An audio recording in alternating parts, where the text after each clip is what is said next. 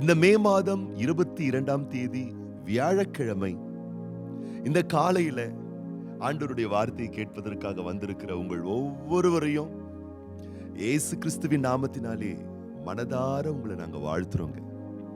இன்னைக்கு நீங்க ரொம்ப நல்லா இருப்பீங்க. ஆண்டவருடைய நலமான கரங்கள் உங்க மேல இருக்கும். இந்த நாளிலும் எந்த தீங்கும் உங்களை துக்கப்படுத்தாதபடிக்கு தேவனுடைய பாச கரங்கள் உங்க மேல இருக்கும். நீங்க இன்னைக்கு அதை பார்க்க போறீங்க. இன்னைக்கு ராத்திரிக்குள்ள இந்த நாளை நீங்க முடிக்கிறதுக்குள்ள நீங்க சாட்சியா சொல்வீங்க. ஆண்டவருடைய கரத்தை நான் பார்த்தேன், என்னை காப்பாத்தினார், என்னை பாதுகாத்தார், என்னை அழகா நடத்தினாருன்னு சொல்லக்கூடிய அற்புதத்தின் சாட்சியின் நாளா இந்த நாள் உங்களுக்கு அமையும் சொல்லி நான் உங்களை மனதார வாழ்த்துறேன். உங்களை நான் ஆசீர்வதிக்கிறேன். என்னைக்குமே ஒரு விஷயத்தை நீங்க புரிஞ்சுக்கணும். நல்ல விஷயங்கள் என்னைக்குமே கொஞ்சம் டைம் எடுத்துக்கும். ஒரு விஷயத்தை உருவாக்கணும் அப்படின்னு சொன்னா கொஞ்சம் நேரம் எடுக்கும். ஒரு விஷயத்தை அழிக்கணும்னா அது ரொம்ப நேரம் ஆகாது, சீக்கிரமா அதை அழிக்க முடியும். இப்போ ஃபாஸ்ட் ஃபுட்டுக்கும் மதர் ஃபுட்டுக்கும் பெரிய வித்தியாசம் இருக்கு இல்லைங்களா? ஒரு தாய் ஒரு வீட்டுல சமைக்கும் பொழுது கொஞ்சம் டைம் எடுக்கும். ஆனா ஃபாஸ்ட் ஃபுட் அப்படி இல்லை, ரொம்ப வேகமா செஞ்சு கொடுத்துருவாங்க. ஆனா ரிசல்ட், பின்விளைவுகள் மதர் ஃபுட் ரொம்ப ஹைஜீனிக்கா இருக்கும், ஆரோக்கியத்துக்கு ஏதுவா இருக்கும். ஆனா ஃபாஸ்ட் ஃபுட், துரித உணவு பக்க விளைவுகள் கொடுத்து அது பல பாதிப்புகளை கொடுத்து விடுது. ஒருவேளை உங்க லைஃப்ல நீங்க ரொம்ப அவசரப்படுற நபரா இருந்தீங்கன்னா இன்னைக்கு ஆண்டவர் உங்களோட பேசுறாருங்க.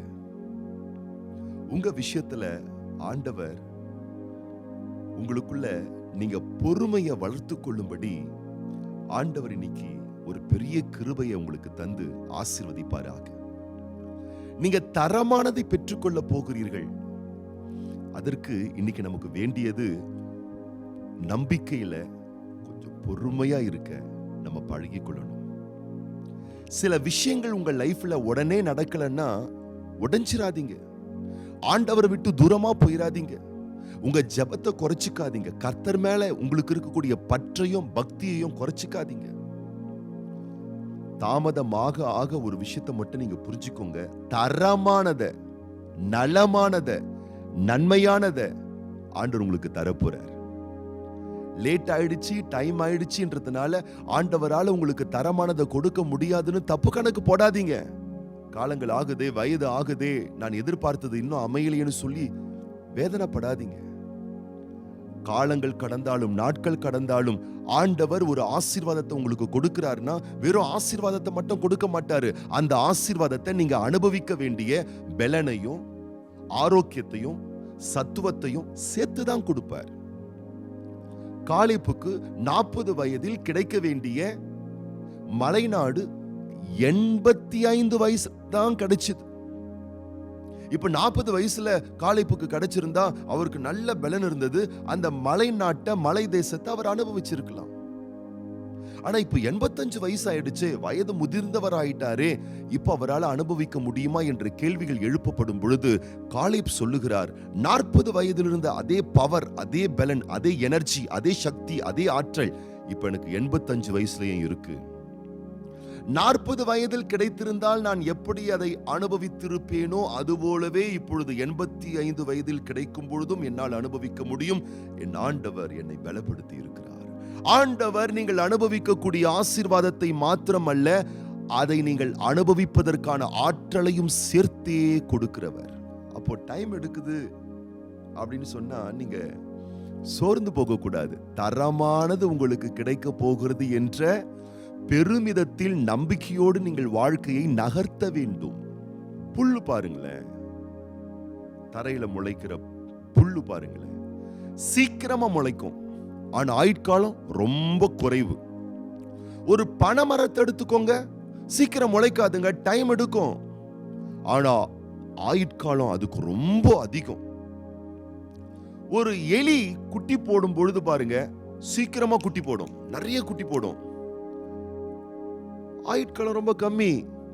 ஆனா ஒரு யானை குட்டி போடும்போது நிறைய மாதங்கள் எடுத்துக்குது. ரொம்ப காலங்கள் எடுத்துக்குது. ஆனா அதனுடைய வலிமை, அதனுடைய வீரியம், அதனுடைய பலன் ரொம்ப ரொம்ப அதிகம். எல்லாருக்கும் கிடைக்கிற ஒரு விஷயம் உங்களுக்கு கொஞ்சம் லேட்டா கிடைக்குது அப்படின்னு சொன்னா நீங்க சோர்ந்து போக கூடாது. உங்களுக்கு தரமானது கிடைச்சிருக்கு, தரமானது கிடைக்க போகுது. ஆகவேதான் ஆண்டவர் தமது பிள்ளைகளை பார்த்து சொல்லுகிற ஒரு வாக்கு நான் உங்களுக்காக வாசிக்கிறேன், கொஞ்சம் கேட்கிறீங்களா? லூக்கா சுவிசேஷ புஸ்தகம் 18ஆம் அதிகாரம் 7ஆம் வசனம் 8ஆம் வசனம். அந்தபடியே தேவன் தம்மை நோக்கி இரவும் பகலும் கூப்பிடுகிறவர்களாகிய தம்மால் தெரிந்து கொள்ளப்பட்டவர்களின் விஷயத்தில் நீடிய பொறுமையுள்ளவராயிருந்து அவர்களுக்கு நியாயம் செய்யாமல் இருப்பாரோ? சீக்கிரத்திலே அவர்களுக்கு நியாயம் செய்வார் என்று உங்களுக்கு சொல்லுகிறேன். ஆகிலும் மனுஷகுமாரன் வரும்போது பூமியிலே விசுவாசத்தை காண்பாரோ என்றார். விசுவாசத்தோடு காத்திருங்க என் அன்பான கர்த்தருடைய பிள்ளைகளே. வளமான ஆசீர்வாதத்தை ஆண்டவர் உங்களுக்கு தரப்போகிறார். சீக்கிரத்திலே நியாயம் செய்வார். சோர்ந்து போகாமல் ஜெபியுங்கள், சோர்ந்து போகாமல் ஆண்டவருக்காக காத்திருங்கள், சோர்ந்து போகாமல் பொறுமையோடு இருங்கள். வளமானதை, தரமானதை நீங்கள் பெற்று அனுபவிக்க போகிறீர்கள். ஜெபம் பண்ணலாமா?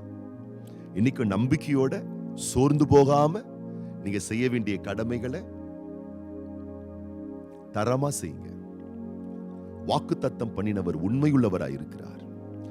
ஏற்ற நேரத்தில் உங்களை அவர் உயர்த்த வல்லவராயிருக்கிறார். அவருடைய பலத்த கரத்திலே நீங்கள் அடங்கியிருங்கள். தரமான பலமான காரியங்களை அவர் இன்றைய நாளிலும் உங்களுக்காக செய்ய ஆவல் கொண்டிருக்கிறார். நீங்கள் விசுவாசித்தால் இன்றைக்கு அவருடைய மகிமை நீங்கள் காண்பீர்கள். உங்களுடைய நலமான வளமான வாழ்வுக்காக நான் ஜெபம் பண்ண போறேன். அதற்கு முன்பதாக அதனோடு சேர்ந்து இந்த மே மாதம் 22ஆம் தேதி வியாழக்கிழமை பிறந்த நாள் காணக்கூடிய அருமை மகள் ஏ சஞ்சனா, திருமண நாள் காணக்கூடிய சகோதரர் ஏ அருண் ஸ்கைலாப், ஜெயலட்சுமி தம்பதியார், இவங்களுக்காக நம்ம ஜெபம் பண்ண போறோம். இன்றைக்கும் நீங்கள் பிறந்த நாளையும் திருமண நாளையும் காணக்கூடியவர்களா இருப்பீர்களே, ஆனால் உங்களுக்காக நாம் ஜெபம் பண்ண போறோம். கண்களை மூடி நம்ம ஜெபம் பண்ணலாமா? பரலோக தகப்பனே, அற்புதமான பிள்ளைகளுக்காக நாங்க ஜெபம் பண்றோம். ஒரு ஆசீர்வாதமான நாளை கொடுத்திருக்கீங்கப்பா. காலைதோறும் உம்முடைய கிருபை புதியதா இருக்கிறது. இன்னைக்கு ஒரு புதிய கிருபையை, அந்த வார்த்தையை கேட்கிற என்னோடு ஜெபித்துக் கொண்டிருக்கிற உம்முடைய பிள்ளைகள் மேல் புதிய கிருபை இறங்கட்டும் ஆண்டவரே.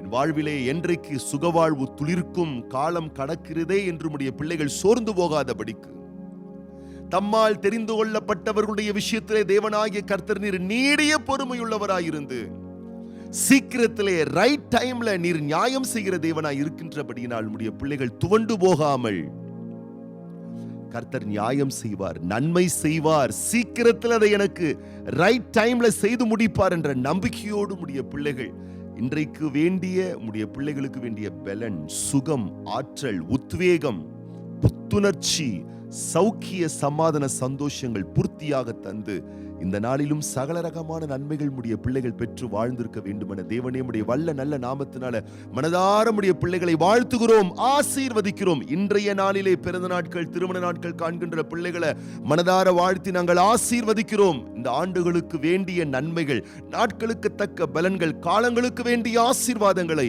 பூர்த்தியாய் உம்முடைய பிள்ளைகளுக்கு தந்து கனப்படுத்தி ஆசீர்வதியும். மகிமை கன துதிகள் உமக்கு நாங்கள் செலுத்துகிறோம். இயேசு கிறிஸ்துவின் நாமத்தினாலே ஜெபிக்கிறோம் எங்கள் நல்ல பிதாவே, ஆமேன். இன்னைக்கு நீங்க ரொம்ப ரொம்ப நல்லா இருப்பீங்க. நாளை காலை இதே நேரத்தில் நாம் சந்திப்போம்.